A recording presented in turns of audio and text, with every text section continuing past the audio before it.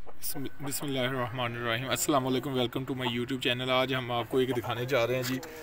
ये कबूतरों के अंदर जब बीमारी आती है, खाना नहीं हज़म कर रहे होते, खाना बाहर उगल रहे होते हैं, पोट बंद हो जाती है, तो इस बीमारी का देसी तरीका तो यही है कि इनको ये ज़्यादातर उन जगहों पे आती है जो हम पक्की जगह पे कबूतर बंद रखते हैं। जैसे कि मेरे कबूतर हैं, ये देखें, ये इधर से पिंजरे से निकलते हैं, जाल से निकलते हैं, खुडे के अंदर से निकलते हैं, तो ये इधर जाल में रहते हैं। इधर ना कोई कंकर है, सफाई कर देता हूँ तो बिल्कुल सफाई हो जाती है, कोई कंकर यानी कि मट्टी और पत्थर वगैरह कुछ भी नहीं होता। तो जब ऐसे माहौल में आप कबूतरों को रखेंगे तो कबूतरों ने खाने होते हैं, बाहर जब आज़ाद होते हैं, कच्ची जगह पे रहते हैं, तो वो कंकर, मट्टी, पत्थरों के टुकड़े, बजरी के छोटे छोटे पीस, रेत वगैरह वो ज़रात ऐसे खाते रहते हैं, जो कि उनके मैदे में हाजमे के तौर पर और उनकी कैल्शियम की कमी और ये जो पूरा करती हैं। तो ये जब आप ऐसी जगह पे जैसे मैंने रखे हुए हैं, तो कबूतर पक्की जगह पे बंद रखने हैं, तो फिर आपको ये मसनूई तरीके से यानी कि ईंट, पत्थर, ये जो सीमेंट वगैरह के टुकड़े, इनको आप ये देखें, मैं हथौड़ा लाया था और हथौड़े की मदद से जैसे कि ये है इस तरह मैंने लिया है, और ये देखें इस तरह इसको बारीक करके, इस तरह आपने इसको बारीक करना है। और मैं इसको तकरीबन 1 हफ़्ते बाद या 2 हफ़्ते बाद या ज़्यादातर मोस्टली 1 हफ़्ते बाद मैं इनको इस तरह पीस के तो ये छन्ना एक भर के दे देता होता हूँ। ये बर्तन बाउल जो है छोटा सा, और इससे ज़्यादा आपने बारीक नहीं करने, ये इतने ही माशाल्लाह खा लेते हैं।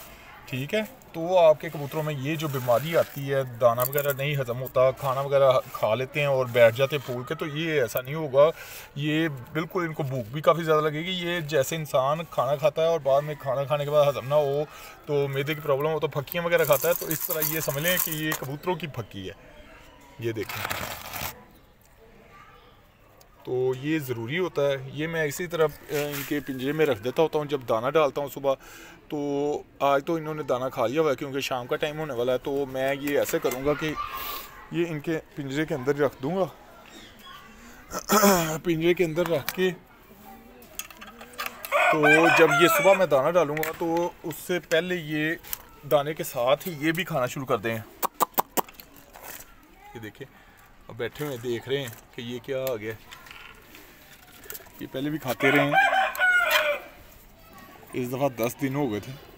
तो मेरा ख्याल है क्योंकि जो पुराने कबूतर हैं मेरे, वो सारे इनके आदी हैं, पक्के हैं कि वो ये खाते हैं चीज़ें। अब ये देखें, ये मादी आ गई, देख के ये दूसरे बड़े भी कबूतर आना शुरू हो गए। हालांकि ये दाना खा चुके हुए हैं, लेकिन इनको पता है कि हफ्ते से ऊपर टाइम हो चुका है, तो ये देखा, ये इन्होंने खाना शुरू कर दिया।